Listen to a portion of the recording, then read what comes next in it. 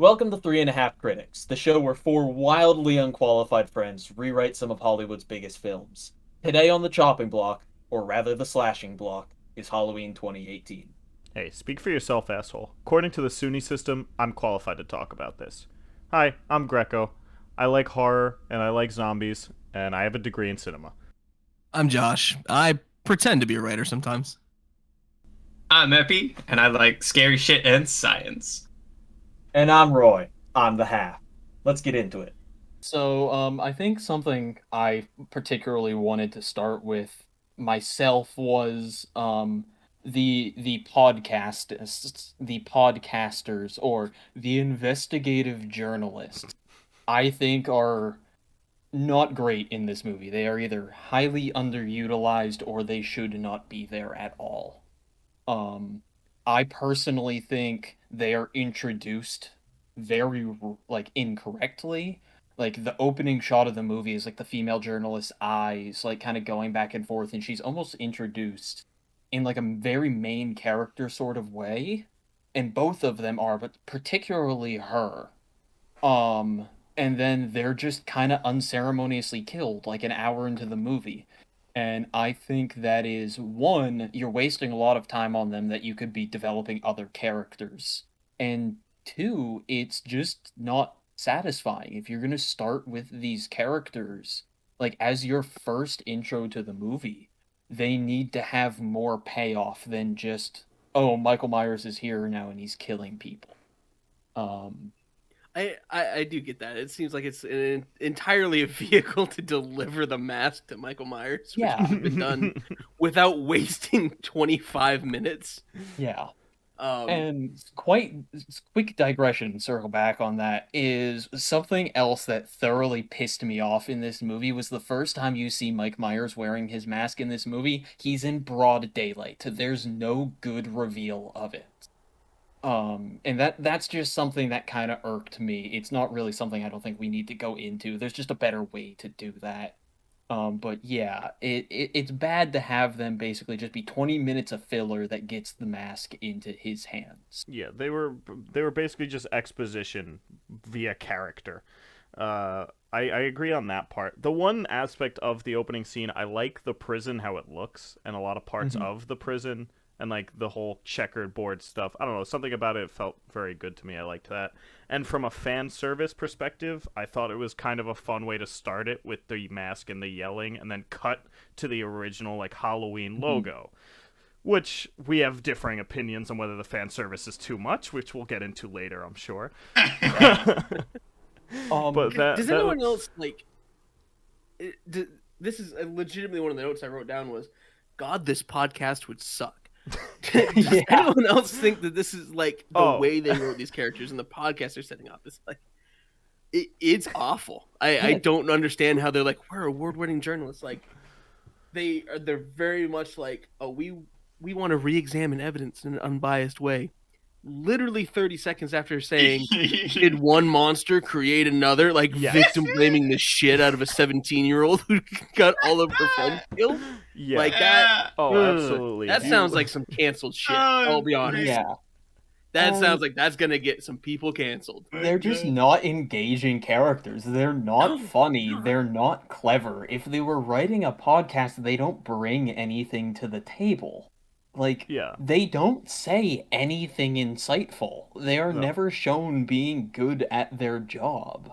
Like, especially, they can't even handle Lori, who is obviously, like, pushing back against them, but if you're a fucking reporter, you need to know how to deal with people who don't want to talk to you. And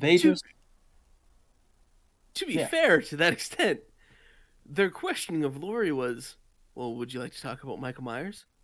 No. Okay, so what about the time your daughter was taken away from you? Get out! Leave. How about when you regained custody? Oh, I didn't, but you fucking knew that. And that's what I'm That's a getting at. stone cold line right there. Yeah, and that's what I'm getting at. It's these people are awful journalists. They don't know how to dance around and slowly weasel information out of someone who they know is going to be hostile. They are the e-girl equivalent of podcasters, investigative journalists. Yeah. That is We don't- quite exactly what they are.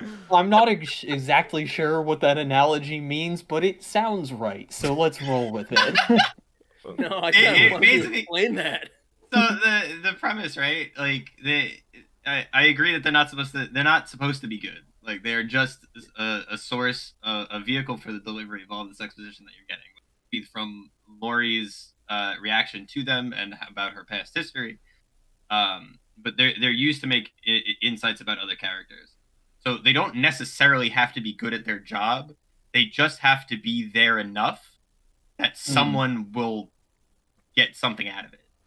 But see, I think my fundamental problem here is that doesn't need to be done. Like I mentioned earlier, if they're not going to be more important to the story, I don't think they should be there. And this is my first major rewrite of this movie is take Allison because Allison the granddaughter is not involved in this movie enough. Take Allison and have her be that investigative role.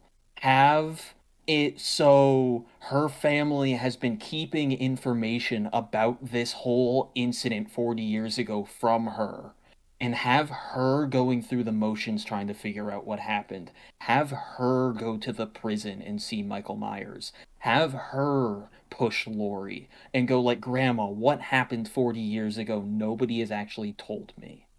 I think the one and only issue that I take from that is you lose your naive character, which Mm. is which tends to have some sort of trope, at least with slashers. Your Mhm. victim, your main victim, tends to be rather naive about the situation. Mm-hmm.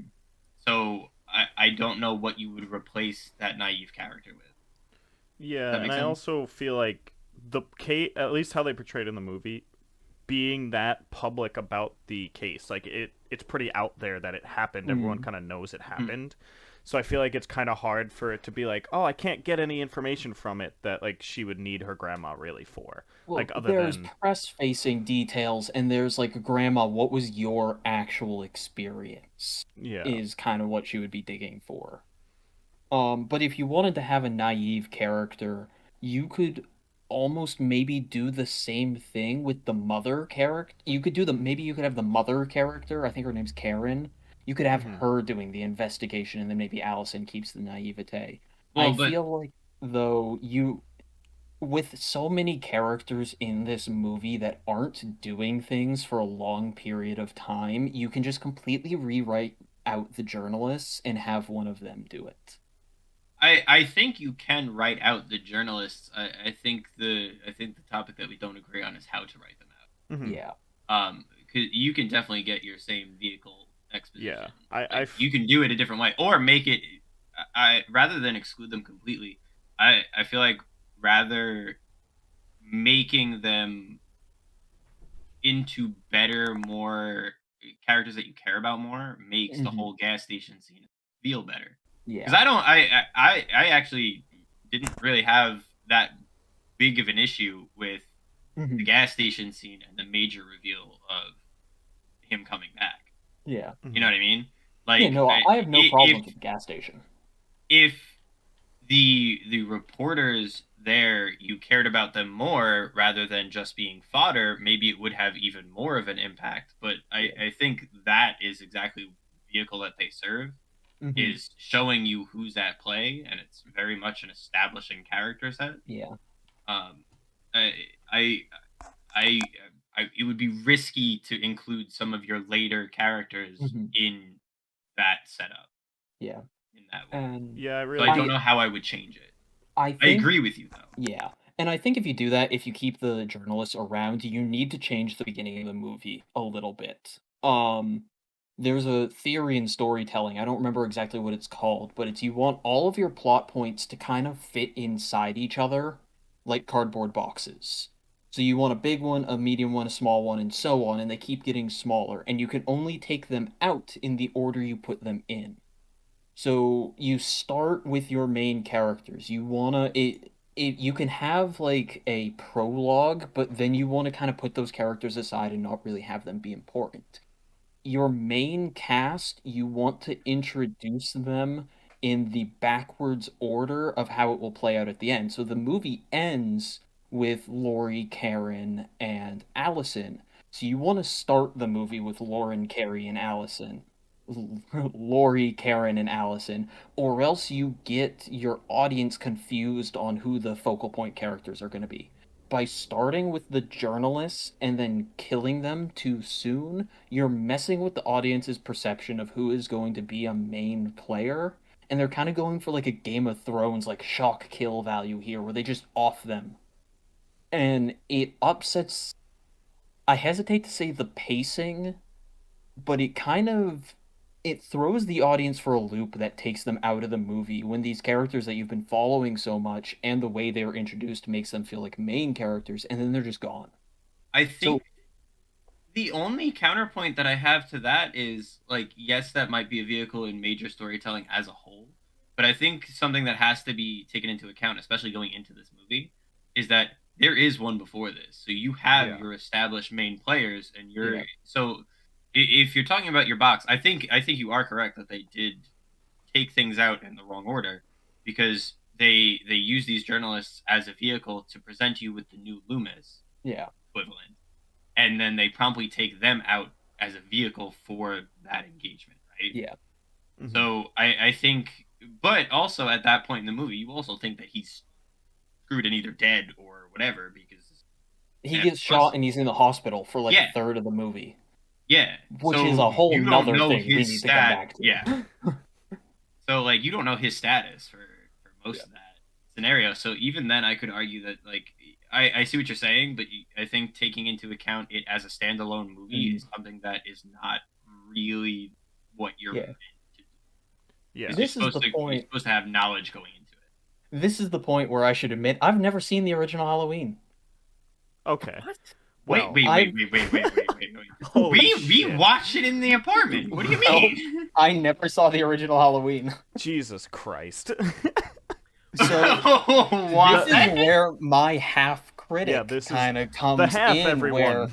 I am the resident half. If you have not picked up on that already, is I'm very going much into this movie because when they released this movie, they wanted it to be able to stand alone as well as be a sequel, and I am very much on the side of this is a standalone movie. I realize there is a history and a repetition there. Hold on, it was billed as a direct sequel. Yeah, yes. Wait. But I mean, they kind of did the same thing as like they said, like, hey, if you've never seen the Halloween franchise, you can just jump into this, and it's a good starting point. And that's but wait, the Halloween series as a whole is a major pop reference that you at least going in, if you've never seen the movies, should know who the major players should be. I know the entire plot of the first movie. I've read like the plot summary of it and stuff before watching this one. But you know what I mean, though. Yeah. Like you can, I could call it. You could very easily call it as a standalone or an entry into the franchise, and I think that is okay and correct because Halloween is such a cultural icon that you know who your major players are going to be. I would like to say when I first saw this movie, I had no information on the first Halloween movie. I didn't even know what it was about. Like 4 years ago when I saw it in theaters. Next to you with this shit. How did we not discuss this before we started recording this? My god. How is this I figured it would be a fun wrench to throw into the discussion right at about this point in the conversation. So when Allison's walking down the street, just being like, hey, the Rob Zombie movies don't exist, you would have no idea what any of that meant? I love that. No, that was great. That was a good little that's the kind of fan service that you can get away with in a movie like this. Or even that's even borderline. Like there was some stuff, there were certain shots throughout the movie that I always found really interesting because it is mirror image shots from the first movie. I have a lot of notes on that. It's I bet. But that's like that kind of fan service that it goes subtly. And I appreciate. And then they throw in that line of just rebutting the entire brother storyline from the Rob Zombie movie. And that's some idiots way made on that the up. nose, but it's pretty good. Yeah, but it's still like a specific thing that you'd have to know anything about them to understand it. Like Yeah, there's a lot of mirror shots. I don't know if we want to talk about that now or if we kind of want to go in order of the movie and save that till because they're a lot more at the end. I have more to talk about with the mirrored shots. Yeah. I personally think it's a little gratuitous. Um, I think with this movie, doing too many of those, like the Leonardo DiCaprio meme where he's like pointing at the screen, like, oh yeah, that thing. I think having too many of those in a movie like this kind of throws off the tone a little bit because you're trying to build up like this like feeling of like suspense and uneasiness, and then periodically dotted through the movie you've just got these things that almost puts the audience back into their comfort zone or takes them out of the flow.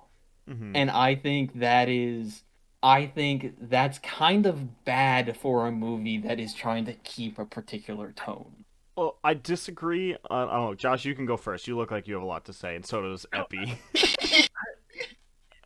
Effie's about to burst. The only thing I want to say is I don't think that's the issue with the flow in this movie.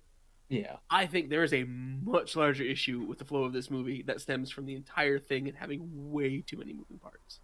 Yeah. Oh, that, yeah. That I agree with from Josh. But No, what I'm not saying I'm- that's the whole pacing issue. I'm saying and I don't even think it's a pacing issue. It's a little like tone shift that gets captured in this movie periodically, where you're like, oh my god, they're gonna die, ha ha ha ha ha, he's under a sheet, ha ha ha. Oh my god, they're gonna die. Like it's such a weird whiplash sometimes.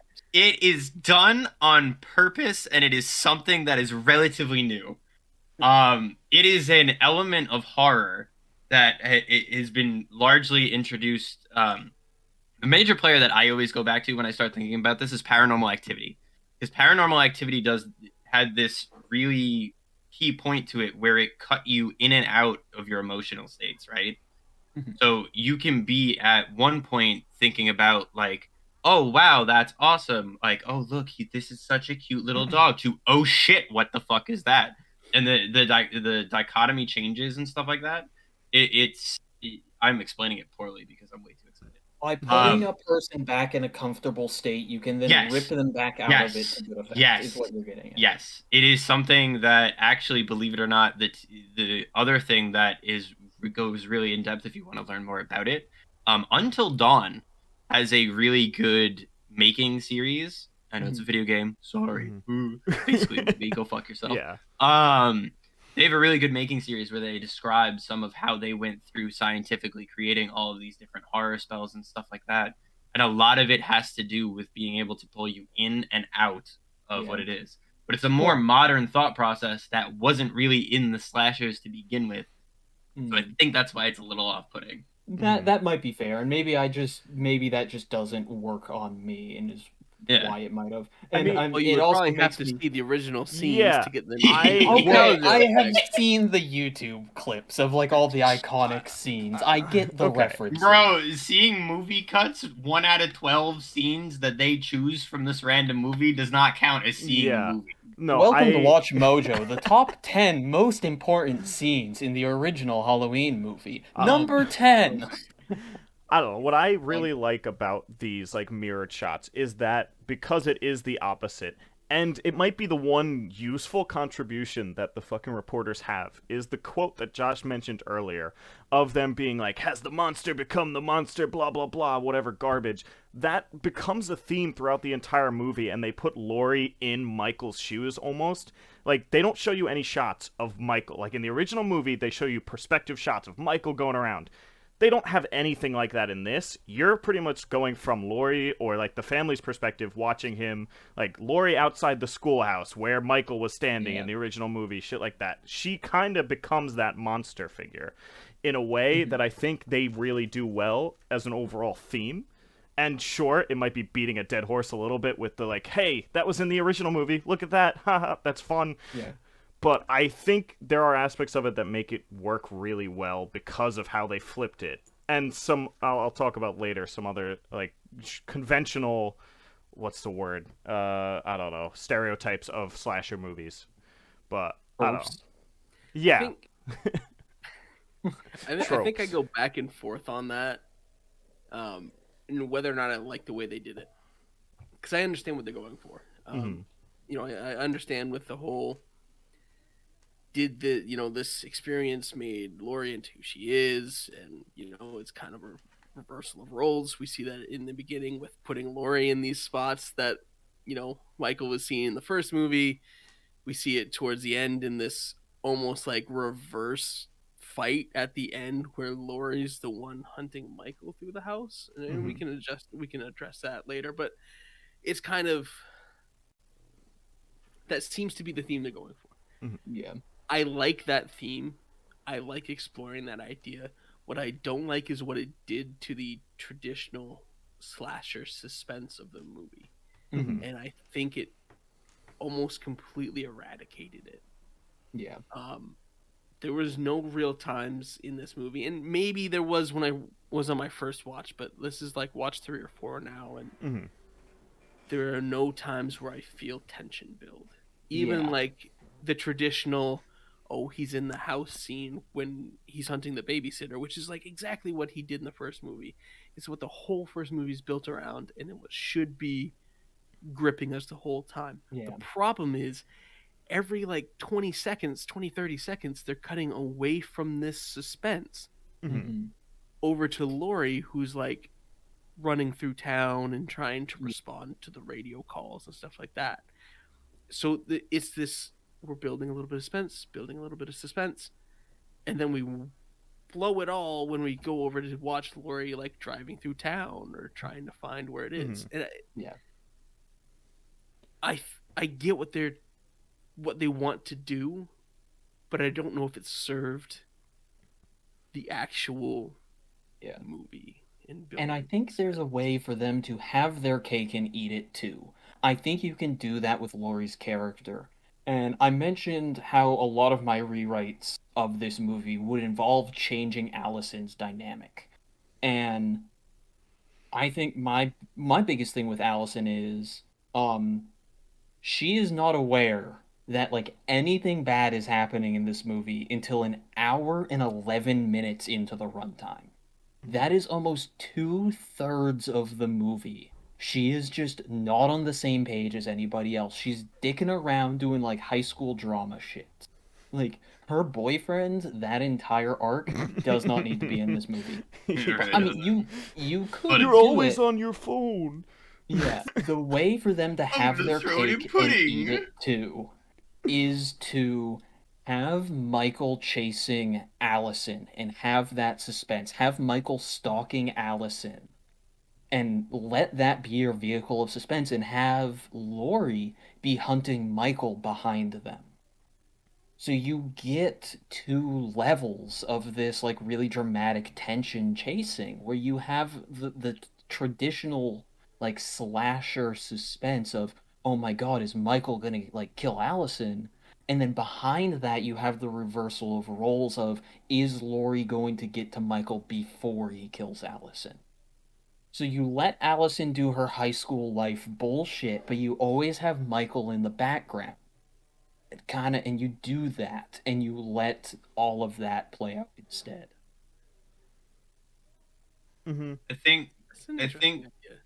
I think a lot of why that probably wasn't expanded, because you do have that, right? Mhm. Towards like the middle-ish start of when she realizes I might be dying. Mhm. I think I think the reason that it's not expanded on, or it's not lengthened, could be a twofold reason. I think you can only do that for so long Mhm. until it becomes tiresome. Yeah. So I think expanding it ever outward is not the exact right way to go, which I know that's not what you were saying. But you could expand it out maybe a little bit more and have it return the same whatever. But I think a lot of the issues stem from the man is in literally like great value brand Shutter Island, Mhm. and we need to get him out of great value brand Shutter Island. Um, so I think that's part of it. Mm. The, I mean, the you can like easily break Michael Myers out of jail in 100 ways. You Yeah. could have. not the one they did. Let's Let's not do the one we did. There's a reason I used the term Shutter Island. They were just basically letting one of the fucking maniacs run his cop fucking shit through that entire establishment. Yeah. Dumb as fuck. I hate that. Yeah. Spoiler for Shutter Island. A little bit late on that Thanks. spoiler If I alert. ever watch it, I'll probably forget by then. It's like what? It's a movie from like what? 2002? Does that count? Yeah, it's like There is 2000, like statute of 10. limitations on like. Oh, was it spoilers. 2010? Shit. I think so. Well, 10 years we're good. It's Yeah. it's recent-ish, but I'm gonna look it up. yeah. All right, you'll look it up. How So- bad did I fuck this up? I gave my perspective. I'd be interested in hearing It what. is exactly 2010. It was. Oh, I nailed it on the dot. Fuck yeah. Good movie, by Mom, the way. Dad, we're trying to have a discussion here. Contrary to popular belief, I do have a degree in this shit.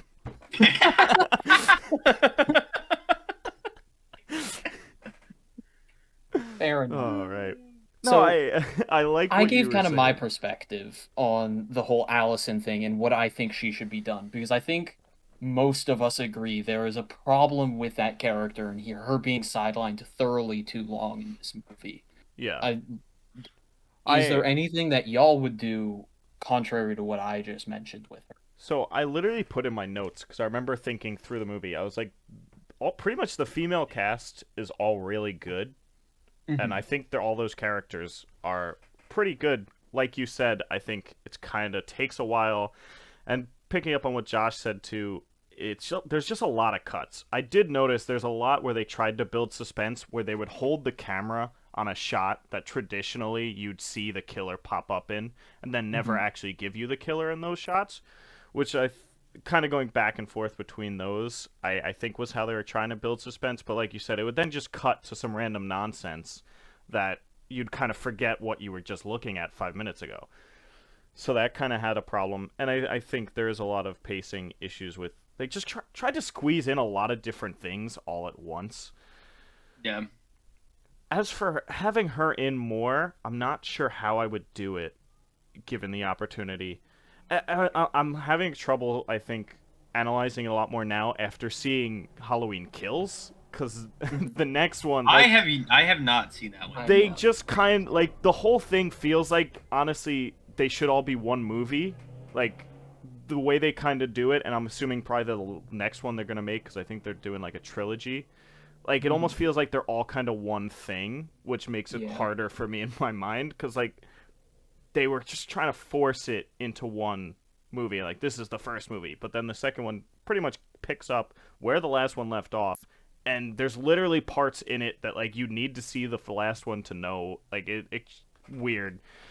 Yeah. The next one's not as good as this one, but anyway, I'm getting off track. Well, no, I am glad you brought up the next movie too, because when you look at all three in, like in series, right? Mhm. You start to see the seminal problem of the horror genre, and particularly the slasher genre, of power creep, right? Yeah. Halloween 1978. Yeah. Michael Myers kills 5 people. Which- That's it. Pretty rookie See, numbers for I a don't- serial killer. I don't know why you presenting it that way just made me think Vietnam 62.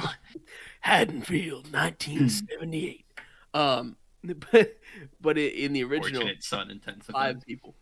I believe if my math is correct. Yes, I think they say that. they in the say movie, it in if I the movie. recall. They say 5. In But, all right. in Halloween Toby's 2018, definition, go fuck yourself. 15. Yeah.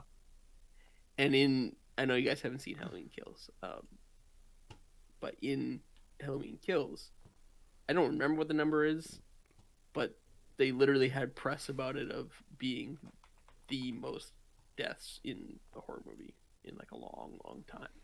Mhm. Halloween Kills is It's excessive. just like- That's It- so dumb. that It's thing like that they Halloween always do is 2000. they Why? creep away 34. from being. Thank you, 34. Jesus. It's literally like they Like- just did Halloween 2000. Yeah, I mean, it's the same problem we see all the time, right? Is it the first movie starts out doing the horror thing Yeah. and letting you sit with suspense, and Halloween 1978 didn't really show a whole lot of blood and gore. Like, that's a lot of the violence is perceived in that movie. It's not in this one. Mike In Myers 28 You know curb why? stomps a doctor, and they just show it on screen. You know why? gratuitous. Yeah. Because money. That's fair. Not them making money, them having money. No, that's Yeah. I understand. The idea of why it happened in 1978 being that, I get it. But that's one of those things of that should have been, I think, a lesson learned that, hey, we did this because we didn't have the money, but it worked really well. Yeah. But in this movie, they're like, we have all the money, let's do all the special effects. Yeah. We've got 15 people that Michael Myers kills in this movie. That's not even all the people that die. That's just the ones that Myers kills. Yeah. And so many of these things don't need to happen. I don't need to see the reporters get killed, mostly because we don't need to see the reporters in the movie at all. I don't think they should be there. I'm on board with that. But the New- teeth. The It's up teeth. to that, teeth that is a is really good nice. moment. It is a very good moment. That's why If I you don't um, have them, you don't got the teeth. I'm kidding. But like that, we don't need to see that. We don't need to see the two people he killed at the gas station and stuff like that. Like that's.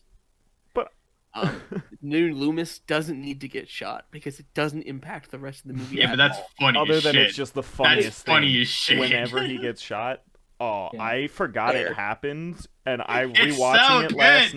night. I audibly just like laughed so hard. Yeah. It is so avoidable too. All you have to say is "Don't shoot" before you pop up, but he pops up and goes, "Don't shoot," and like that. Man, Speak took a before 22 you to jump his in. It's shoulder. almost like New Loomis is a terribly written character that Well, that's- shouldn't do anything he does. He is Make-A-Wish Loomis. That is what he is. Yeah, and I refuse to call him I refuse to call him his actual name. They literally call him New Loomis Which is in the really movie. funny. Okay, so maybe you guys can answer this for me. So one of my favorite scenes in this film is that scene where we follow Michael through a kill start to finish. The continuous take when he's wandering through Yes. town when No, he does the two of oner. them. It's really good. It is a really good shot. with Yeah. with the baby, and then it goes to the window. Yeah. The fucking Like, baby bullshit. We could talk about cinematography-wise, that. Very good. But Yes. let I him do continue. very much enjoy that.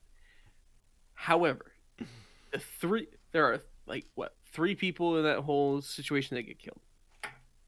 Why? Why did we Yeah. need to see that? Yeah. What did Because it they contribute to had the money story? to do a continuous Yeah. shot, and That's- they felt like doing a continuous shot without So- wasting so any then- of their main cast. And they needed the Yeah, so then baby to why make not us scared. Shut up with the baby. Fuck that fucking baby bullshit. So if they want to do a one or No, why not don't do fuck the baby. Let Josh talk. Sorry. so if they want to do a oneer, why not do a oneer when they kill Vicky? Mhm.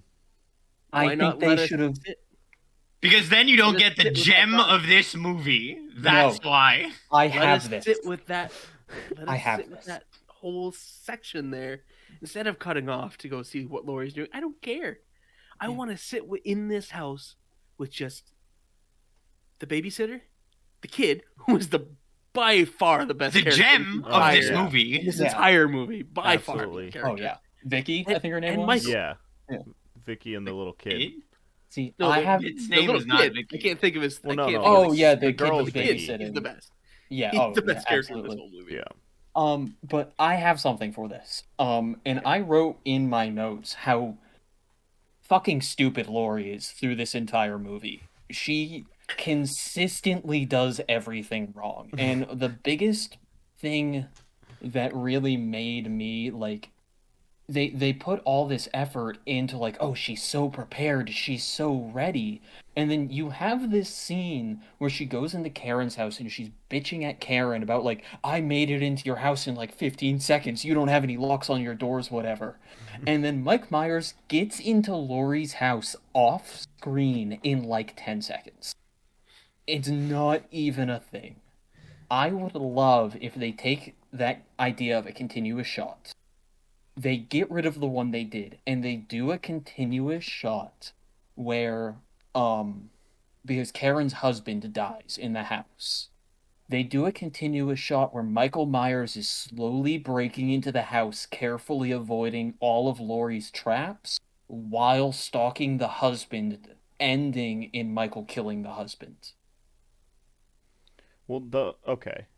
The Also, husband doesn't he dies die on the front outside. lawn? Yeah, he dies Yeah. outside. He comes across He the dies cops. outside, but then Michael brings him inside and stuffs him in a closet, so you Yeah. could Well, just yeah, very but that's- easily do it in there. Also, the other thing Laurie's fucking dumb is she doesn't turn her fucking floodlights on until after the attack is started. It's like you have these massive ass floodlights on your house, and you Yeah. wait You until gotta poor save your Ray electric bill. Yeah. I have so many problems with how Times Laurie are is tough, represented in this Roy. character. Times are tough. Shut up, Epi. It's not worth dying over your goddamn electricity bill. It could be. Well, I mean, if I'm not alive to pay my electricity bill, If she's so concerned, get solar panels. Like, this True. isn't a problem True. here. we need to talk about the engineering of her house. Yes. And the energy efficiency. No, we don't. And Yeah, I other don't know mis- why she doesn't just run the floodlights, especially Yes. when she has the police escort. Yeah, but that's not super Yeah, important. That's a yeah. that's No. a side note. It's a real nitpick. Yeah, Yeah, but it's fun to pick. Fuck you.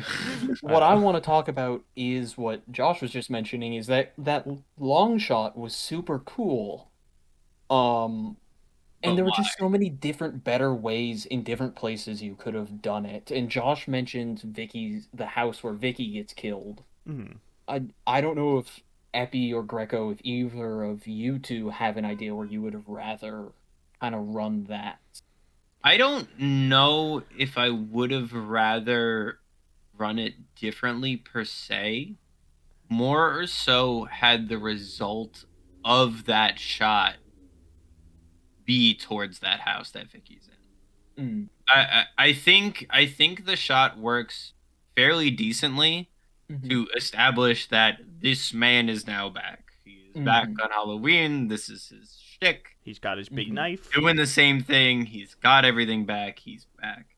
But there's no resultant. There's no end. Yeah.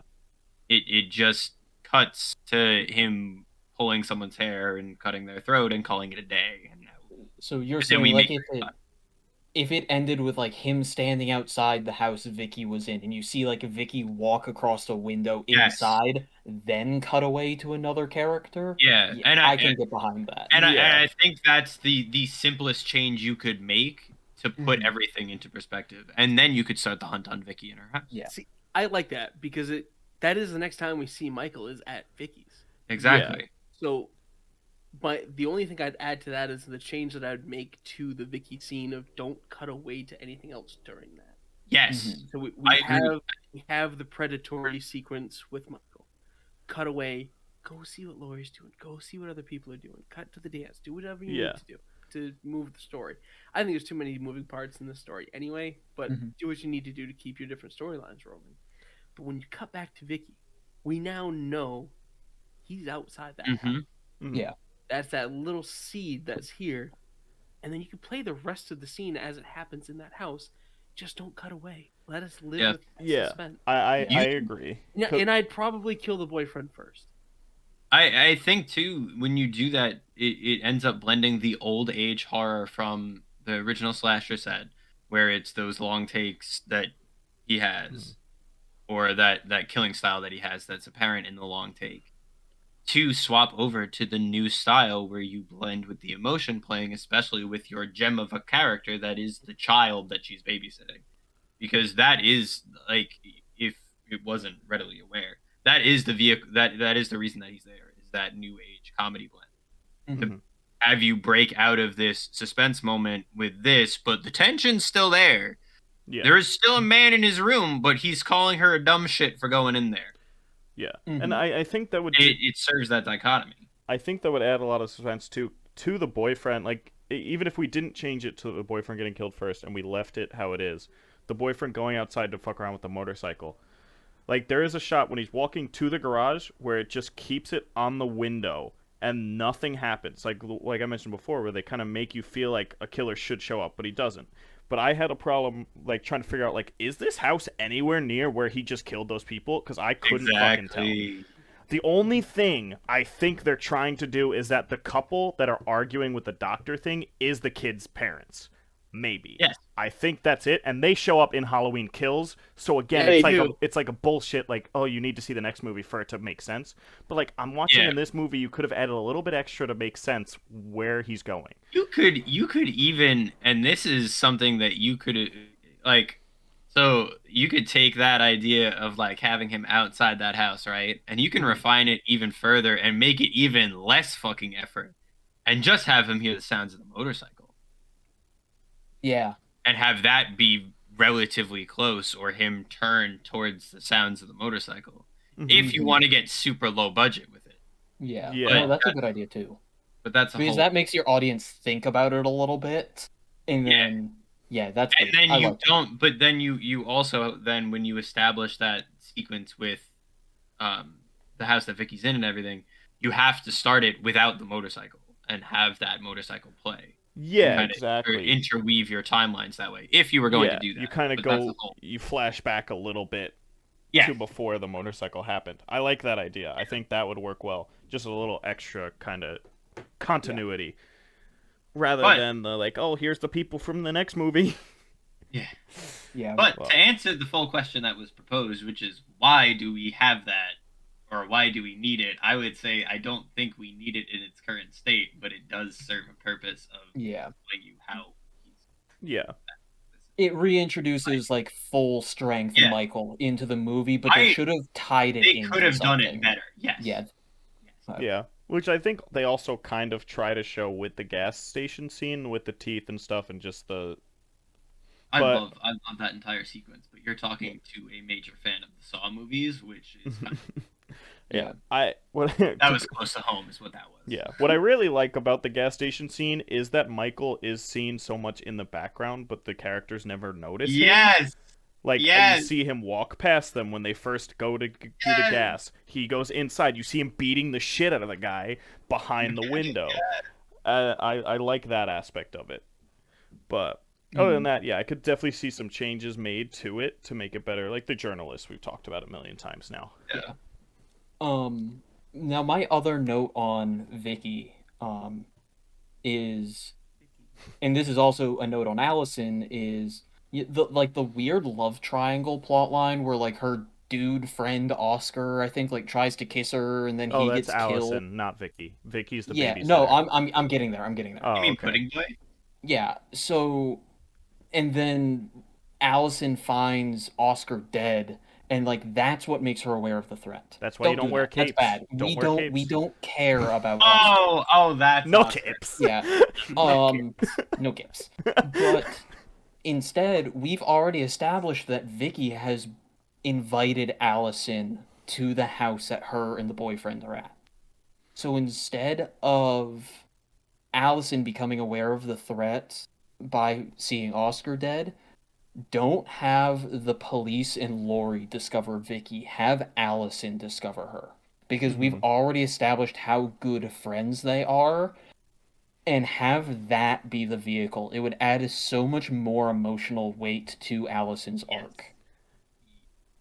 That I'll agree with. That's a really good That I'll idea. agree with. Because then the whole invite and like, oh, they're gonna come over, it just ends up being pointless. Because then they get in the bullshit Yeah. fight anyway, so they're not coming. She's like, I'm just fucking going home. Like, why did they even have the whole phone call with the two of them, other than I guess to segue to the house?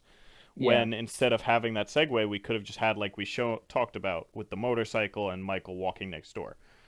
Mhm. So it just seems like a waste of time. Yeah. Now, So if we were rewriting this and we're doing this way, how much of this predatory Lori are we keeping in, and how much are we cutting to that?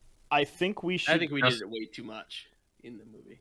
I think we and- should keep a lot of it, but maybe make her less dumb. yeah. Like we had talked about. I don't know. The one thing I honestly I think I've watched this movie like 6 or 7 times, and this is the first time I've realized that her watching the bus transfer was because she wanted to kill him. Every Yes. other time, I thought it was she was just watching to make sure it went smoothly. I don't know why this is the first time it dawned on me that she's like considering killing him, and then like she's being all emotional. Yeah, she wants to remove the one painful thing that's still around Yeah. from her old traumatic experience. Yeah. Yeah, So it's a mental health thing. It's great.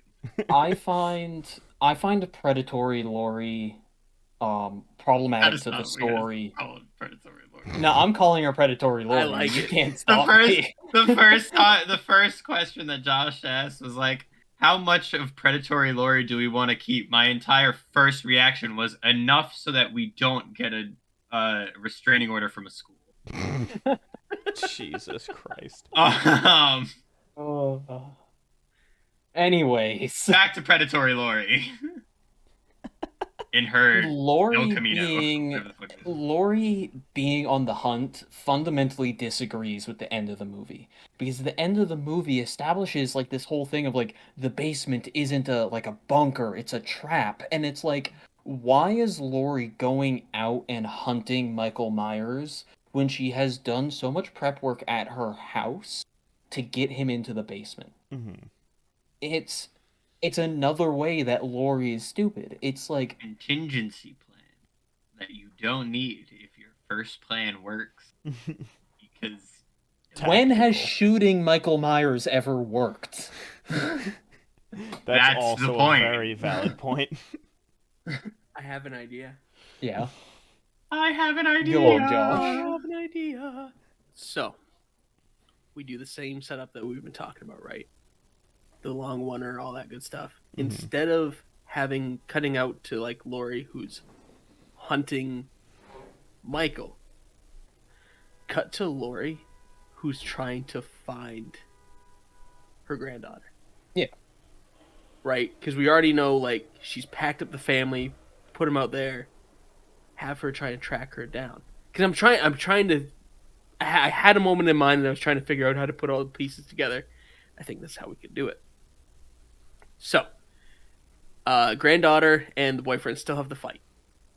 Mhm. She decides, fuck this, I'm gonna go to my friend's place anyway. In the meantime, oh, I clicked the button. In the meantime, as she's walking, Lori goes to the dance, finds the boyfriend, says, "Where the hell is my granddaughter?" Whose name I cannot remember for the life of me. Allison. Yeah. Allison, thank you. Where's Allison? She says, I think she's going to go over to such and such's house. That puts her in the right direction. So Lori gets to the house, discovers the murder that's occurred, and in the process of this, we get a shot of Allison discovering Vicky's body, and behind her is where we see Myers Mhm. reveal himself. And this is the first time that Myers and Allison interact. At which point, you have that same scene of Lori pulls up out front, looks up into the window, sees Myers, takes a shot, and that we can bring all those pieces back together the way they were in that Okay, moment. rather than the cop in the window. And Yeah. especially if you have Lori's shot scare away Michael from killing Allison, you actually like complete that character arc of Lori wanting to protect Allison. Yeah. Mm. I And like that a lot. That, as we've seen every other time we see Michael Myers, if he doesn't get a kill on the first time, He's he coming back. doesn't give up. Yeah. He wants that kill because he had their eye on that person. Mm-hmm. And then that's what brings Michael to Lori's house for the final fight. I Yeah. like that. That's good. I like that a lot. And then you could still have the stupid little jump scare when Allison goes out and accidentally runs into Lori, except maybe Lori won't punch her in the face like she does to the cop.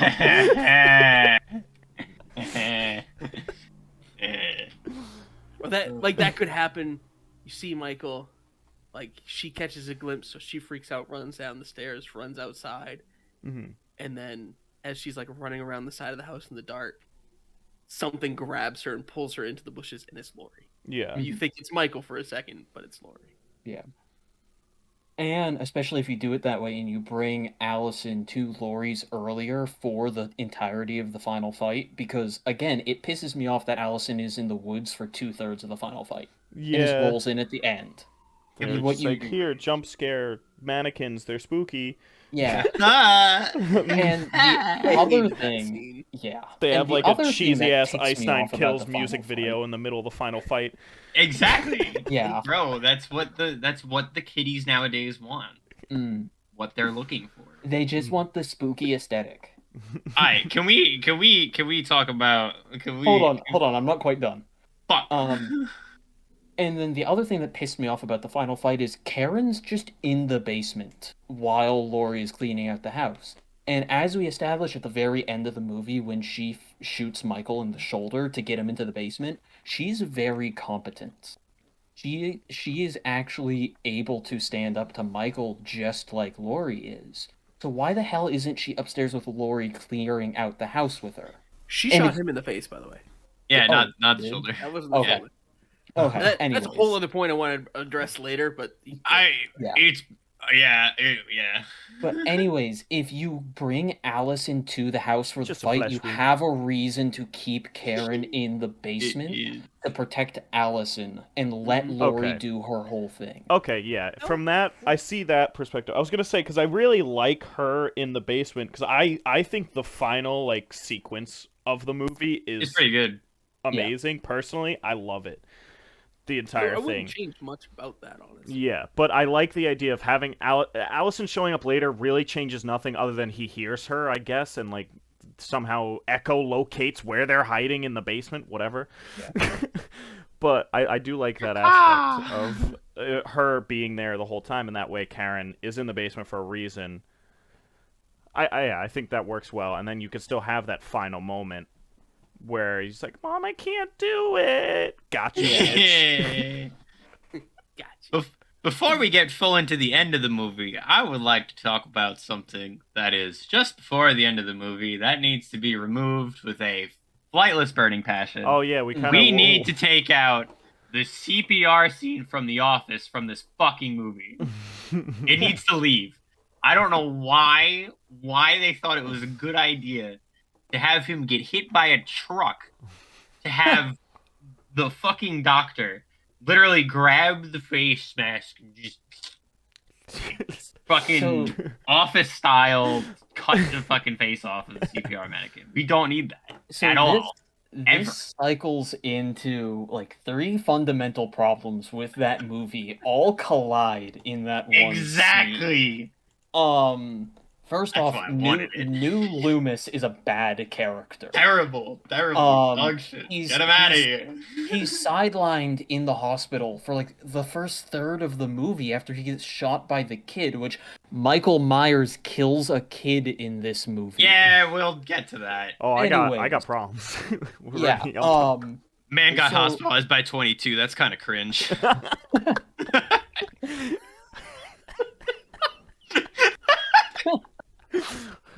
Hey, his dad would be so proud though. He's not a dancer anymore. That's he, true. He did hunting. It just He you did know hunt. you know just the most dangerous game kind of hunting, which I don't think was what was supposed to happen. And he fucking missed. Fucking shoulder. Yeah. We're Anyways, gonna so Go back to your TikTok, little kid. yeah, so new Loomis is in the hospital for like a third of the movie, and then just shows up and does evil shit, and like, why do we care? Second thing that's bad in that scene, Officer Hawkins goes out like a bitch. Yeah. He just gets Yeah, he stabbed by does. new Loomis. Quote And- unquote goes out. yeah. It was Is out he- like a G. Yeah. Is he around for he's second in the movie? second movie. He's in God Kills. damn it. He's not dead. Okay.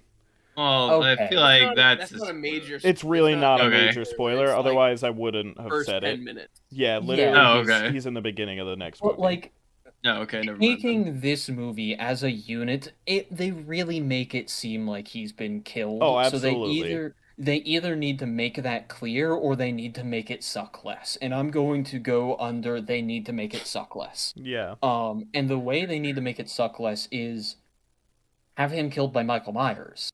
Or have him almost killed by Michael Myers. Oh, but because- if you want to be technical, he was because Dr. Shitlord had the mask on. That's the point of the fucking cheese. And It's that's fucking gonna be- dumb. And that's gonna be my third point about this scene, which we're gonna come back to.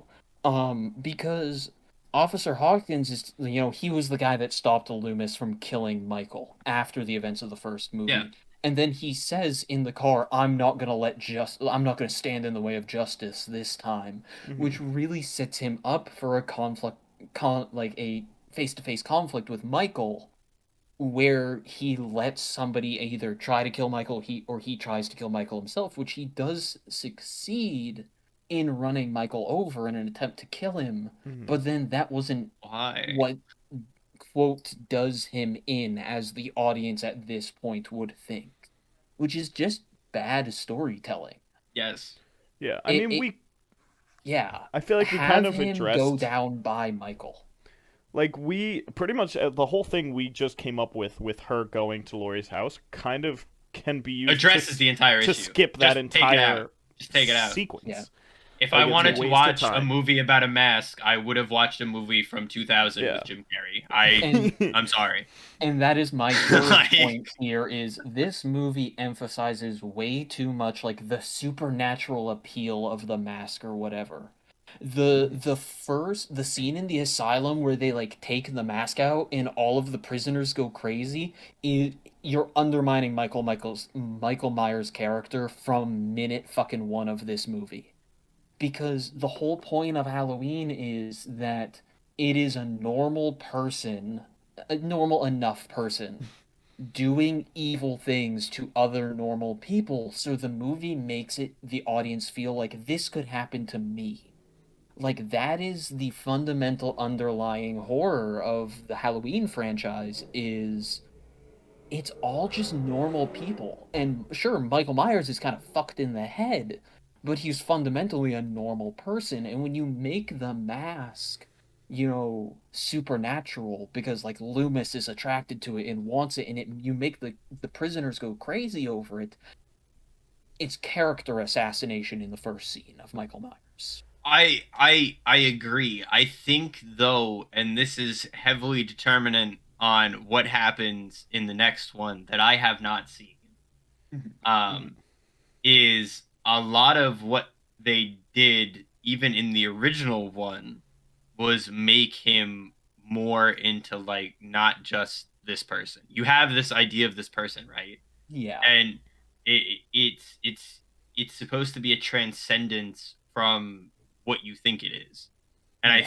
I think that's the fundamental difference between the way that someone would make this and want it to be taken, Mhm. and for someone who watches it, who likes it, Yeah. would want it to happen. So this is something that we've known There was each other. a lot of words in there that certainly meant things. We've all known each other for a very long time, and I know very much at least one person in this audience's opinion of exactly how this should play out, and I think it's a conflict of interest between how you want it, how someone like a viewer of the movie and a viewer of the original movie wants it to be, and what the intention is. Yeah. So if the intention is for him to have this transcendence from being human, I don't necessarily think leaning into the mask is a terrible idea. But that is a creator decision, Yeah. not an audience decision. So I don't think it changes how you build the movie out from there. Does that make Yeah. sense? Or does it kind of see Yeah. what I'm getting at? I think though, if they want it to have that transcendence, You they have to shouldn't. do it better. That it has to be done better because they almost like hard confirm that fact that the mask is like inherently evil in this Yes. movie. You Yeah. want it to be like vague. You Yeah. want the audience to be confused and a little unsure about Yes. that. Yeah, Yes. because So- I agree. The way I would do it is in the asylum scene when the reporter or whoever, because we're getting rid of the reporters, takes the mask out, have Michael Myers start reacting a little bit. You have him perfectly still the entire time. When when the reporters are talking to him, he doesn't move. He's just standing back too. And then when the mask comes out, make him respond. Don't have him turn around, but have him like maybe move, take a few steps, like sway a little bit or whatever, and have the prisoners react after that happens, so you're unsure if it's happening with the mask or oh shit, Michael Myers is doing anything. Michael Yeah. Myers, he's doing things. That's what's I making them go crazy. Yeah. yeah Let that be vague. Add Yeah. ambiguity. Yeah. Yeah. yeah. Yeah. I think that's a big thing that's lost with the intention of Yeah, these movies. because I think from the original, they definitely have throughout the whole thing the idea that he just is pure evil, and they kind of heavily rely on that, and that's fine. It's kind of a supernatural side of it, but they never really differentiate him from the mask in the original No. movie because he never takes it off. It's never like, oh, Exactly. they're not trying to take off the mask. They know who he is. Like, it's just yeah. In this one, becomes. I think I wrote in my notes at one point, like, I can't tell what his motive is if he's just trying to find the mask, or a lot of times it's like he's trying to get to his house, original house, or he's just hunting down a specific person. So I felt like it his kind of got motivations are not muddled. clear. Yeah, it got very muddled in this. When in the original, I feel like you don't have that issue. I mean, granted, it was a very different movie, but And it was much more focused from what I understand. yeah. Generally, I like from what I remember, I think the original movie is kind of like he's generally moving towards his original house. He's always trying to get there, but there's a lot of crossover between some of the other movies that are like kind of like thrown away, like the Rob Zombie ones that I'm getting confused in my head, so I don't know fully which one's which at this point. But I think that mentioned before too is like an entire critique of. But I will let Josh speak because that can be a whole other topic that we talk about in a second. I'd like to posit an idea that I think we're kind of dancing around, which it's another scene rewrite. Okay. Mhm. The opening sequence nix the reporters altogether. Right. Instead, it's was it Sartain? Is that his name? Yeah. Doctor New Loomis. New Loomis. New Loomis. Bitch Loomis. Dr. Sartain is the Walmart one who brand brings Loomis. in the mask. Right? He's been trying and trying and trying to get to this person, and he realizes, hey, I don't have much longer to try and make a breakthrough, to try and understand him. So let's throw a Hail Mary, reach out to the DA, whatever he did to get the mask. He's the one who brings it up. And I like what you're saying, like, that's what gets him to have some kind of a reaction. And that's what causes everyone to freak out. Because I like that ambiguity. But that's how you play that same scene out without The reporters. to reporters. And it gives some agency to the doctor of, hey, wait a second. There was a tingling of a breakthrough that I haven't had in 40 years. What else can I do? He's leaving tomorrow. That's what causes him to break him out. Yeah. You know what I mean? So Yeah. it's the same idea, but it gives him more agency in that moment. And I don't It know definitely- if you want to have the doctor break him out. I think you No, could I have think you still do. the I think you doctor still break could. him out, and then honestly just have him kill the doctor immediately. Like you could have Oh, him at the yeah, bus, I just think- fucking murder him. I think you could rewrite Shit Loomis into a better character starting with that sequence. Mhm. And I And think especially- that's something that's core and essential to fixing that shitlord. Yeah. And Yeah. especially if you have him get a reaction out of Michael using the mask, he may start to spiral into, oh, the mask is like so powerful. That's what's getting Because him a reaction, and that's why he wants the mask later in the movie. Exactly, because of his lasting challenges with trying to make a breakthrough with him, seeing some form of something Yeah. with the mask making him react in some sort of way at all. Maybe and if I drive put the him mask further on down and that kill path. someone, Michael will like me and notice me, senpai, and then he'll Yeah, talk basically. to me. I think there's a better way to do that, though. I would like them to rewrite that character not as like evil Loomis, but Evil as, shenanigans. but as the opposite, like the yin to Loomis's yang, right? Loomis had given up on Michael, had decided this guy is pure evil. He needs to be killed. That was his prescription, was death. Yeah. For Myers. I want him, the new Loomis, to believe so much in Michael's ability for redemption that when you get to that moment of Hawkins about to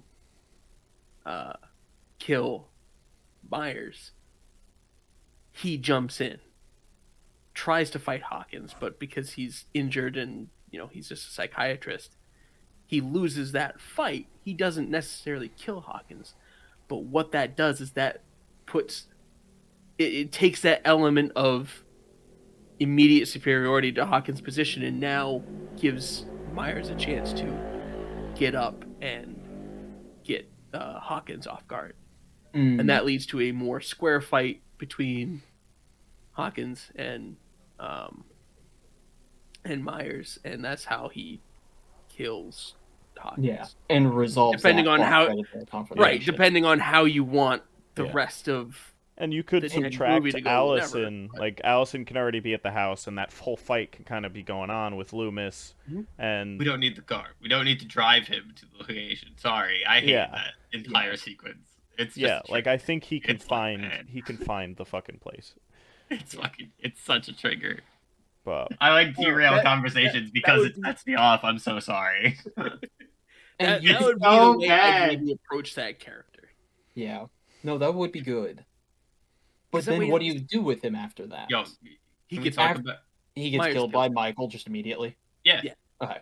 Well, not immediately. You have that moment of I tried to save you kind of thing, and that's where we as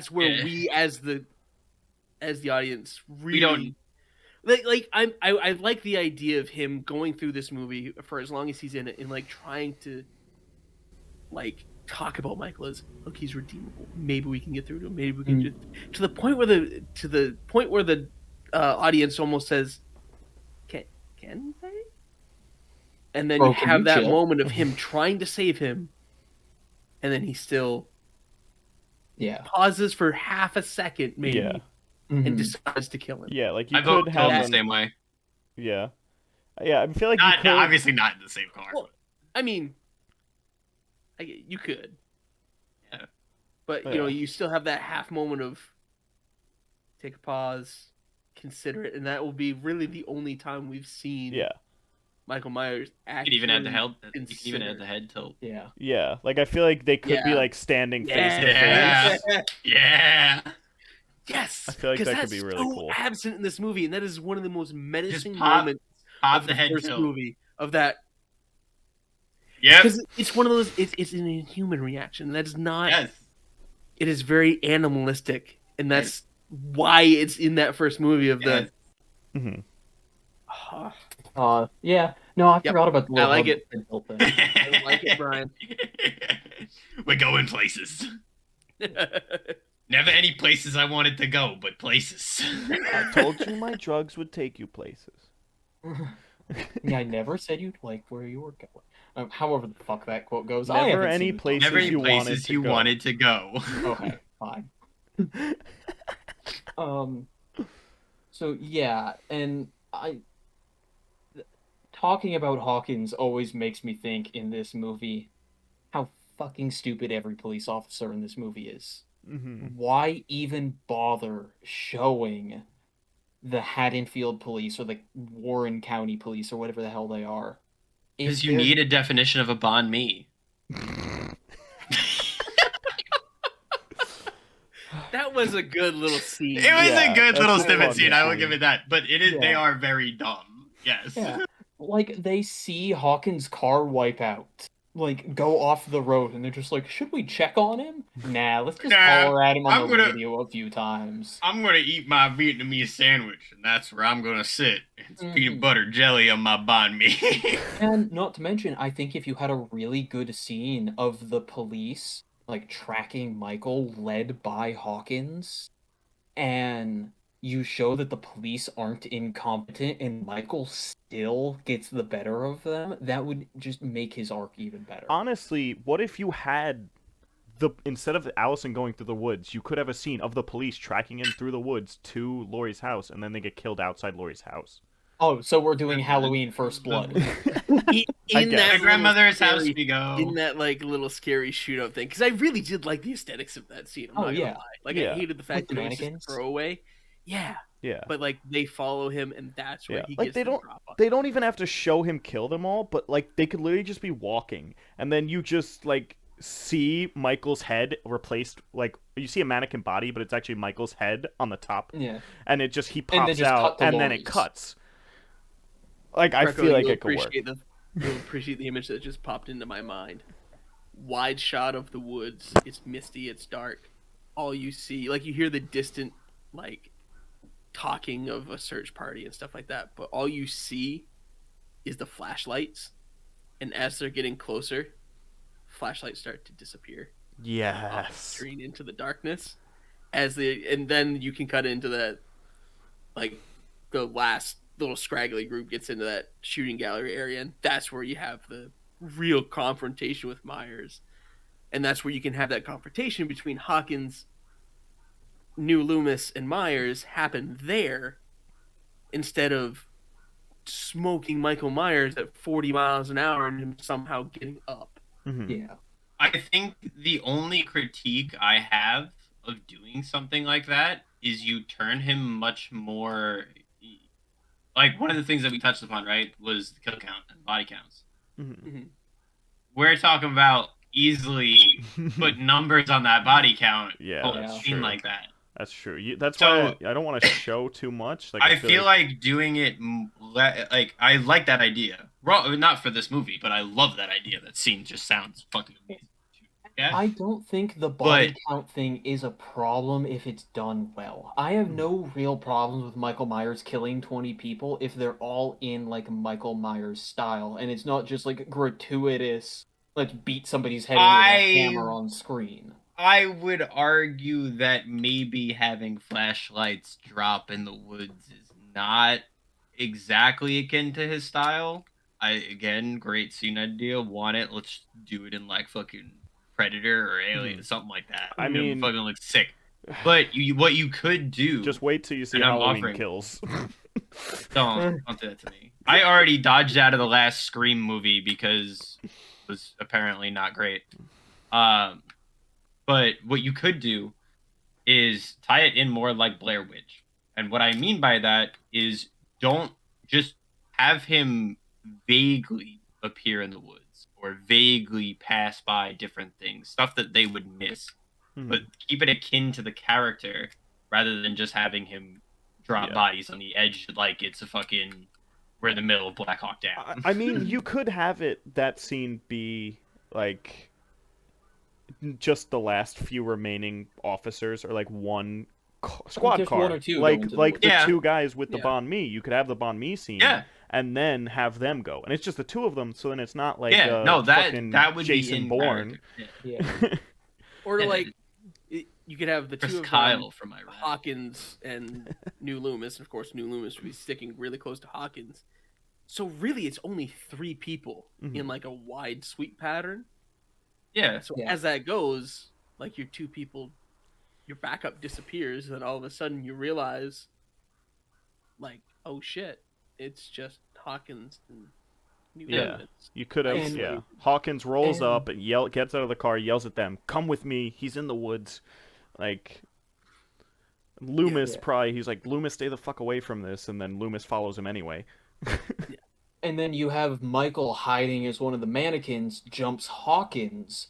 You have Hawkins like fucking pistol whip or something, pistol whip Michael, and that's how Michael goes down. Mhm. And then you have the confrontation between Loomis and Hawkins there. Yeah, something like that could work possibly. It's hard. It's Yeah, definitely a tricky. I think the major issue that I have with it is like while he is technically human, he is supposed to have this super side to it. And just pistol whipping someone over the side Yeah. of the head,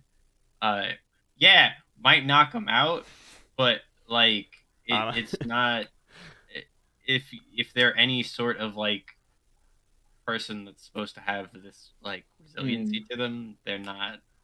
So you would have to do it some other way. You would have to Or just like, shoot maybe him. get I shot. mean, Yeah, honestly, that's yeah. what I was Like, gonna you say. get shot, Or like have one falls. of the banh mi Yeah, guys maybe. have like a 12 gauge or something that.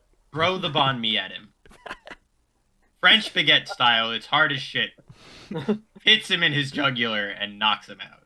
Yeah. Syncopal episode, right? Yeah. Yeah, I think shooting him is a good option. Yeah.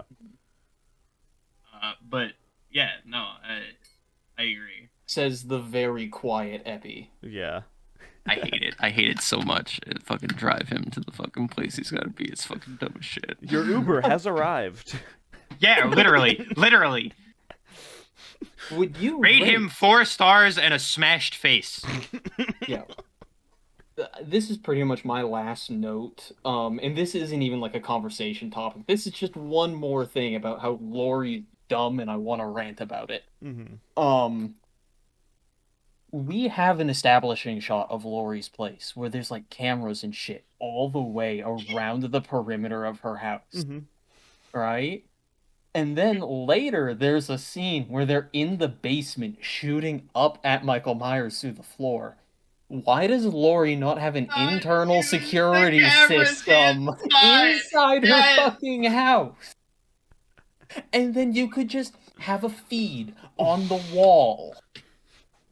And then you could just go, he's standing by the kitchen cabinet. Bam! Problem solved. We gotta R6 this motherfucker. It's Valkyrie up in this Christ. bitch. Yeah. It is Let me ping. Laurie... Let me Get ping. a live ping. Yeah. That's fair. Oh my god, Laurie is so incredibly fucking stupid. Oh my god, Yeah. it's literally just like she half-assed everything. It's like those people that just like, Yeah. it's terrible. I Yeah. hate it. Well, she knew she was gonna blow it all up. She's like, I don't want to waste the money on an internal system. No, but we're gonna pay hundreds of thousands of dollars in floodlights that I'm not gonna use, as And well as an drop entire down shooting range containment of doors. mannequins, drop-down containment doors, and like 7 million fucking tons of steel to build this shit. Mhm. Yeah, the cameras were the cost-efficient problem. Yeah. That was where the line was fucking drawn. Yeah, was she had internal camera. they slashed And she her almost budget. gets done in through a fucking door. Like, I spent yeah, all the this front money on door! security, and I'm gonna stand right in front of the fucking front door. Why don't you have a drop down for that? Yeah. That's where the budget stops? Really? You're gonna put fucking steel doors in every internal door, but not your external door? This is Yeah. turning into like a fucking defense rant. This isn't even about Yeah. the movie anymore. This is Well, just no, you it did is none of your about homework. the movie. It is about the movie because we spent so much of this movie establishing And she the did her character of homework. Laura is like Kidding. yes, and is prepared, and then she's just not. Oh my god. It's Michael Myers would be so much more intimidating if Laurie was prepared and it didn't still matter. fuck her up. Yeah. Yes. Yeah. But it gives you the illusion that she's prepared, and it doesn't matter. I could see if we weren't such pedantic assholes who like had other outside interests that were aligning with like doomsday prepping in a sense, where Played too much Rainbow Six could- Siege. with too much R6, too much like war talk, like different other things that we have interest in. Like I could see us being less pedantic assholes that she didn't have X security systems. I But it don't is think fucking this isn't. I don't think this is pedantic because I also don't. I'm not sure I know exactly what the word pedantic means in my current mindset. So I'm just throwing English words major that sound defined. correctly. I still English haven't major seen the defined. original pedantic movie. Sorry. yeah. Your argument's invalid. You haven't seen the original pedantic movie.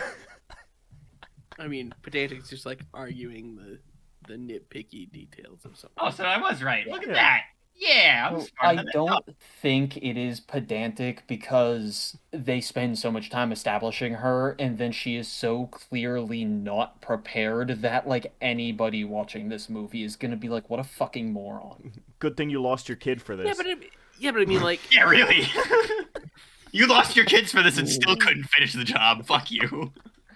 but I mean, that's how terribly real that is, though. Like, there are so Losing many your people kids? out there- No, yes, but there's like so many people out there that are like, oh, I'm a doomsday prepper. I can survive a nuclear fallout. So, And they have like 3 cans of and like. they're not gonna do anything. Yeah, Like, I mean, this shit hits yeah. the fan, they're gonna be the first to go. I'm so cute and quirky. I have 3 cans of fruit in my pantry. I'm a doomsday prepper. Like, Yeah. fuck you. I guess I do see where like all this preparing, like she doesn't really know how to prepare properly. She just knows he's No, a she has maniac. no idea what she's preparing for. Like, So she had I that do one see experience that where she got aspect. attacked in a home, and that's, Yeah. you know what I mean. It doesn't. She had a She never coat got hanger. any extra training. She or literally had a anything fucking like coat hanger. that, She or barely had a not, like, knife. Yeah, and I think if she had like was missing a security system and Michael Myers took advantage of that, that would be fine. But showing her like half-ass stuff, like cameras outside but not inside, like steel drop-down doors inside but not But on not the outside. exterior doors, like Turning the that lights on is after he stupid. shows up. Yeah.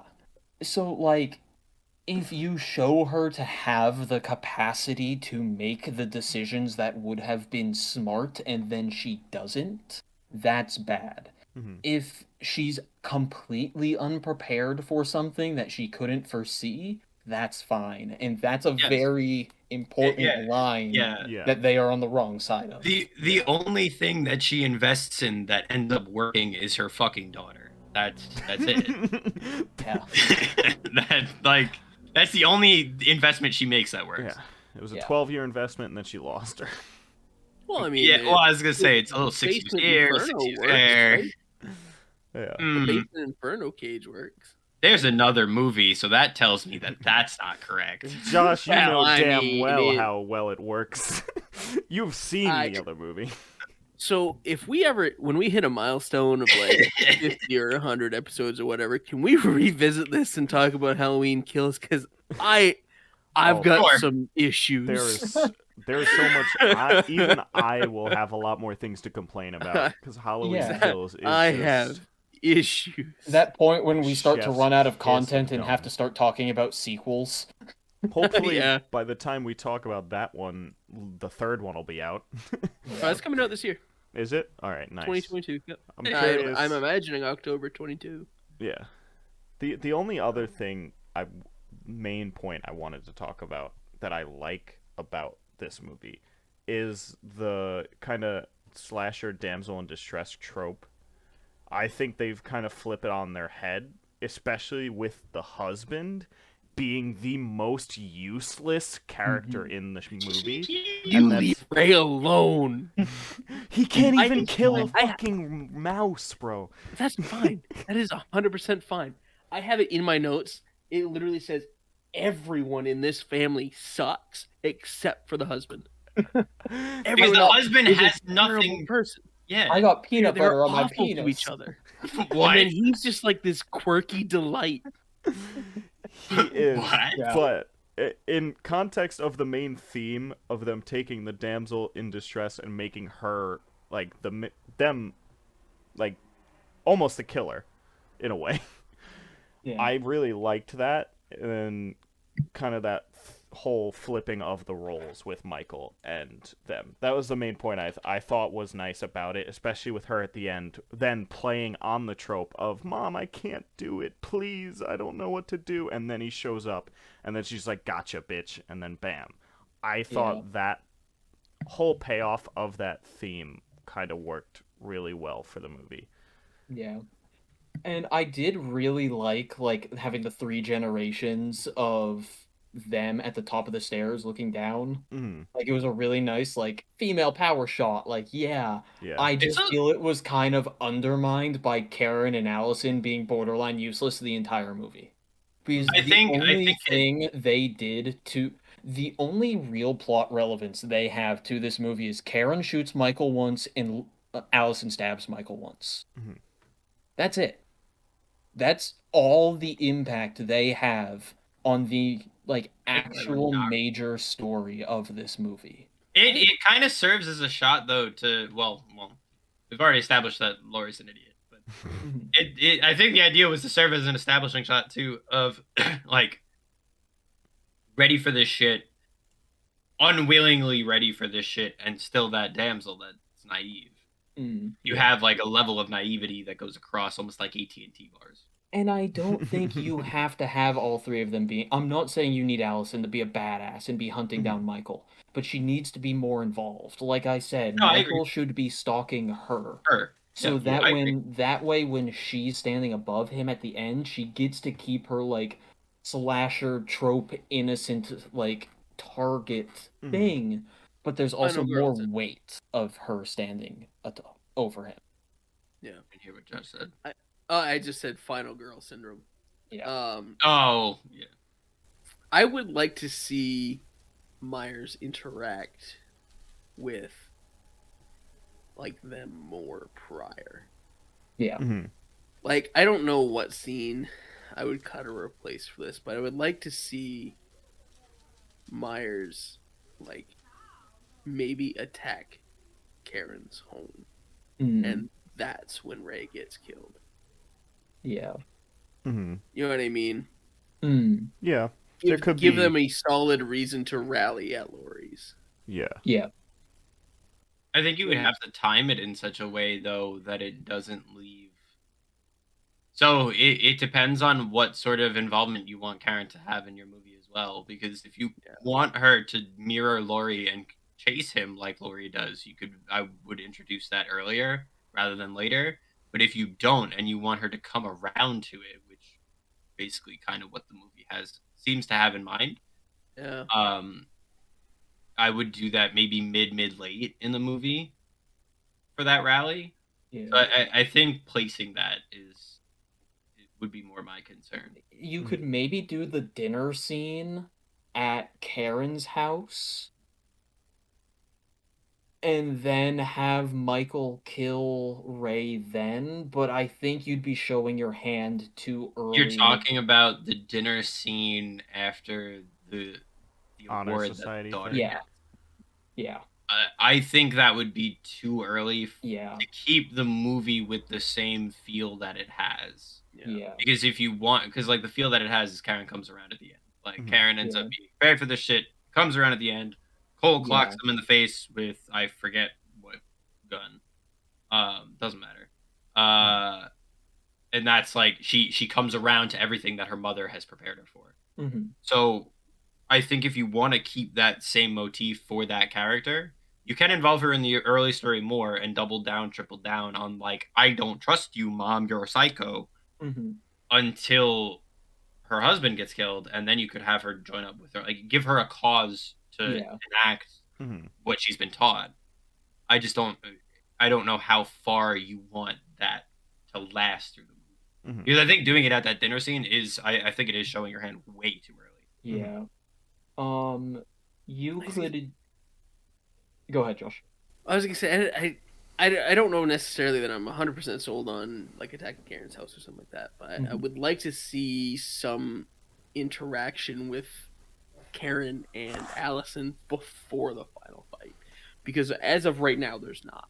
Mhm. Yeah. Except for like the friend getting killed and that she sees Allison sees Michael for 2 seconds.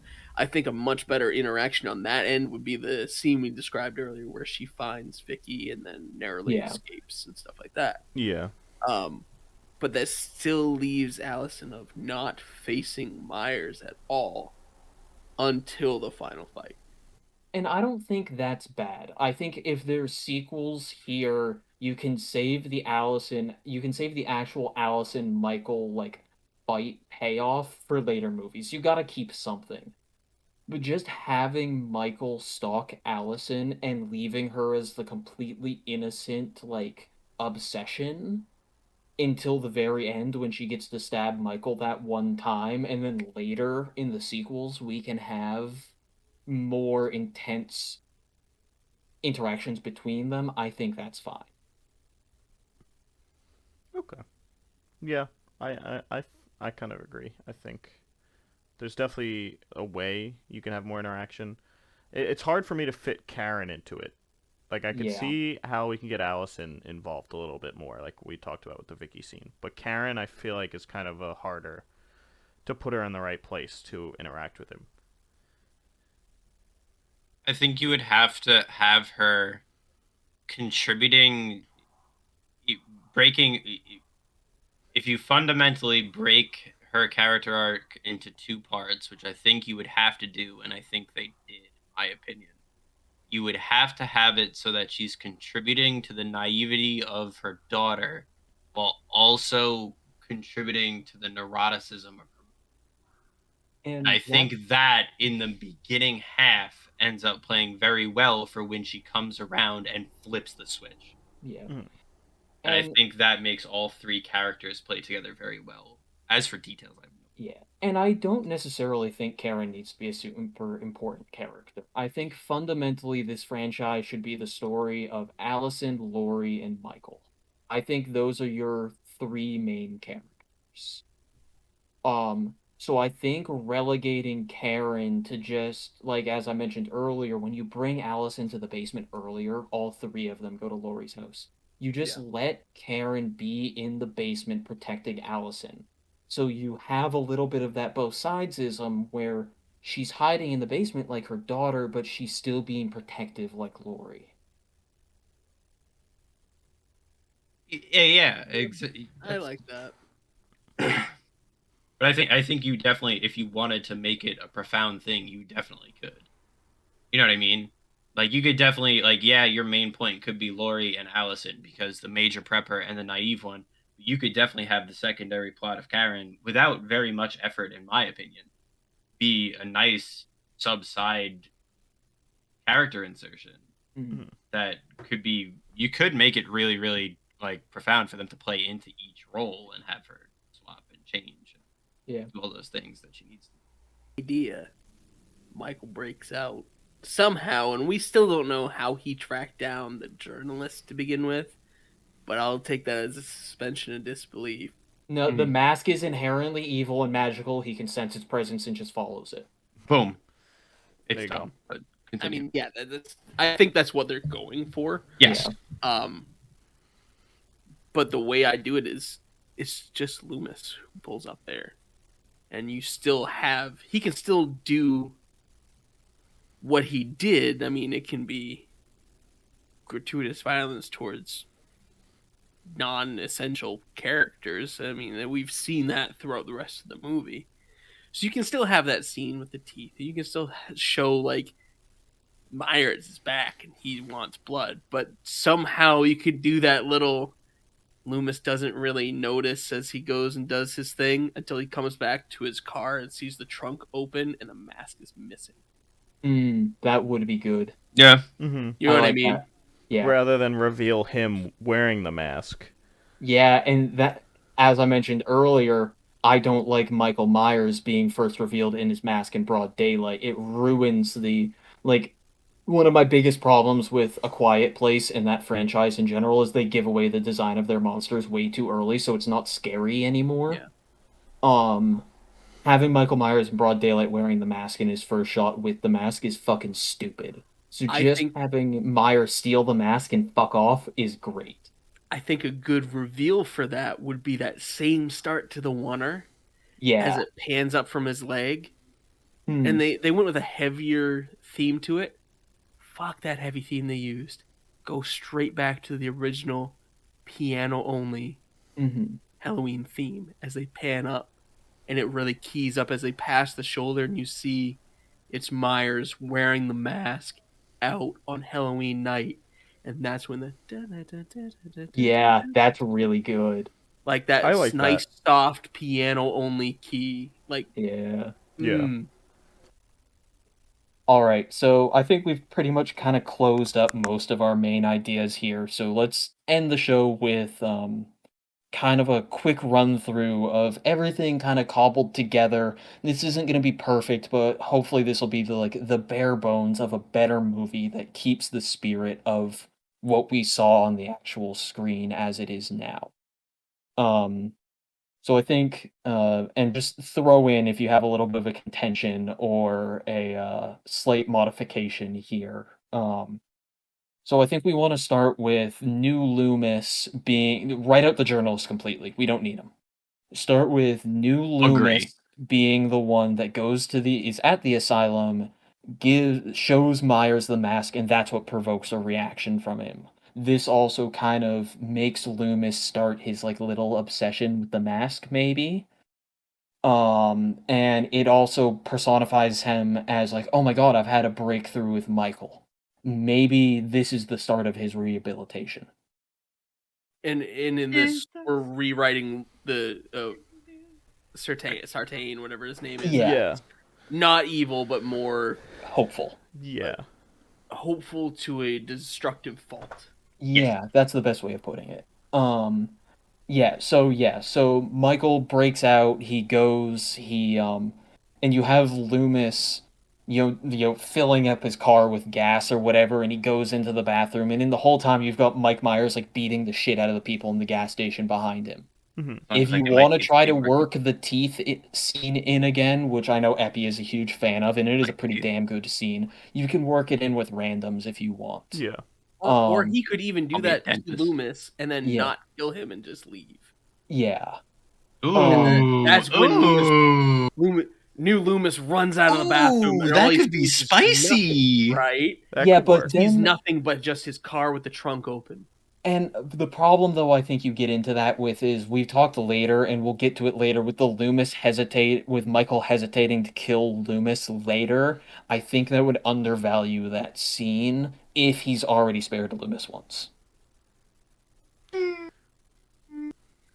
I see what you're anything, saying. I could. Thoughts for later. I could see it Thoughts doing for the later. opposite. Yeah. I could see it doing both, depending Exactly. on how So you frame it. how about we just leave it at that? The audience can decide if this ever gets posted on YouTube. Leave your comments below about your thoughts on that. Prepping for And so or if we have any social media, let us know what you think. yeah, exactly. I don't know. Like and subscribe, hit that bell. So then Loomis Yeah, runs out of the right. bathroom, he finds the mask gone, and Michael's gone with it. You save the Michael mask reveal for later. So you let Vicky live her life, Vicky and Allison live their life with Michael in the background.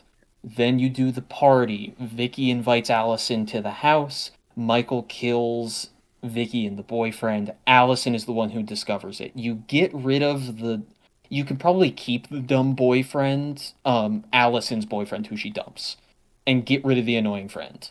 Josh? So you skip it again, damn it. I'm the Oh. supervisor. So yes, we keep a lot of the background framing the same. The oneer, once Yeah. night falls, that plays out largely the same, Yeah.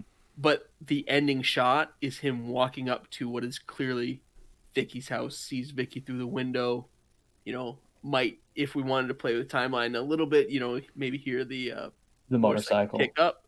Yeah. And that's where we cut back to whatever else is going on. Yeah. We cut to Lori trying to find Allison because we know Michael's out and about. Predatory Allison's- Lori is on the prowl. Predatory Lori. In her white van. Jesus Christ. Allison goes to the party, still has a fight, still breaks up, but says, "To hell with it, I'm still gonna go see Vicky because I don't need to go talk to my friends about what the fuck just happened." Yeah. She leaves. We see the scene play out with Vicky, but that's all we see. Like, we live in that scene, let it go like a traditional slasher, right? Allison finds her friend, finds what has happened, and we still let that similar scene play out of removing the bed sheet, finding the body as Lori pulls up front, because Lori had gone to the school to see if she was there. Yeah. Right. Finds out she's at this place, pulls up out front. What happens largely plays the similar of she sees Michael in one window, Allison in the other, shoots at Michael, gets Allison's attention. She narrowly escapes Michael as Michael's kind of fleeing because he's been shot at now too. She runs outside, runs into the dark, gets snatched into the bushes. We think for half a second it's Michael. It's Lori, rescues Allison, beats feet back to home base. And then you can bring Officer Hawkins, Michael, and new Loomis together, maybe with a supporting band of one or two police officers. There's a little bit of play out. I'm not exactly sure the best way to do it, but you want to get to that same scene with the Hawkins, new Loomis, Michael trio. If you want to have them going through the woods, maybe Michael escapes and they're chasing him. Something. You get to that scene with the three of them. Michael takes down Hawkins after some scuffling. maybe Michael's unconscious, maybe Hawkins and Loomis are looking for him, and maybe Hawkins just gets the drop on Michael. You never know. There's some sort of play out there. Loomis is, trying to save Michael, and then, we get to that point where Michael kills both of them, quote unquote, kills Hawkins because sequel, and actually kills Loomis in all his toxic positivity glory. You then move to the house. Michael has finally arrived at the house. Laurie hasn't been an idiot. So all the floodlights are on. The exterior is sealed. There are cameras. And you have a little montage. Nothing excessive. Maybe a little bit. You might not even have to do this little montage of Michael getting into the house and killing Ray. Establish that Laurie's defenses have done something, but not enough. Maybe have him cut through the camera system, and you could establish there are cameras inside, and now they're null and void. So you lose that dumb aspect of Laurie's character too. And that would also serve to continue to isolate you. Yeah. So then a lot of it plays out exactly the same. In fact, I'm pretty sure at this point the only difference is you now have Allison in the basement. Yeah. Pretty much everything plays out from here. Laurie is hunting Michael through the upstairs, closing off rooms as she goes. Karen now has a reason to be in the basement. She's protecting Allison. So Laurie's upstairs doing her badass thing, and you get into the whole fight again. Laurie drops off of the roof just like she did. You get into another fight. You get to have Karen do the I can't do it scene and shoot Michael. Allison stabs Michael. They lock him in the basement. The house goes up in fire. Cut the credits. Yeah. I think that very much captures the spirit and the story of the movie as it stands, but it's just a better movie. Yeah, I agree. I think It's best pun you could have ever made. Enlighten me. You captured the spirit of Halloween. Oh my and then God. slash to credits. I am a little bit upset I actually missed that, but I was so focused on giving an accurate retelling without skipping anything else. Yeah. Glorious. I like that. I think it, like you say, it keeps the same Spirit of Halloween. spirit. You but can say it it. Don't be shy. It retains the slasher elements. I think it'll make both fans of the new and the old quite happy. Yeah. Spirit Tip of Halloween. comically large Reese's mug. And then we just cut the entire Halloween Kills movie and start from scratch. That is a story for another time. That is... A game theater. Eon, episode 50, folks. Yeah. Yeah, if we make Yeah. it to 50 episodes, we could do it. Yeah. And that's 3.5 critics. Yeah, thanks for joining us, all you listeners. And If we have socials, do the thing. Yeah, Follow us on the socials. Yeah. Add comments. we have planned if this no, out incredibly well. Yeah, we're so Yeah. streamlined. No one's going to hear half of this. That's okay. I We're would gonna... keep this whole thing in. Yeah, yeah. This ain't B-roll, shithead. This is going in how this is going in. Oh, I'm sorry. I'll just go fuck myself. Yeah. Hey, I mean, less work for me if I'm editing it. Just throw it all in. Who gives a shit? All right. Well, thank y'all for joining us. We'll have some more episodes coming along down the pipeline, if not already out You when you hear left. this. So,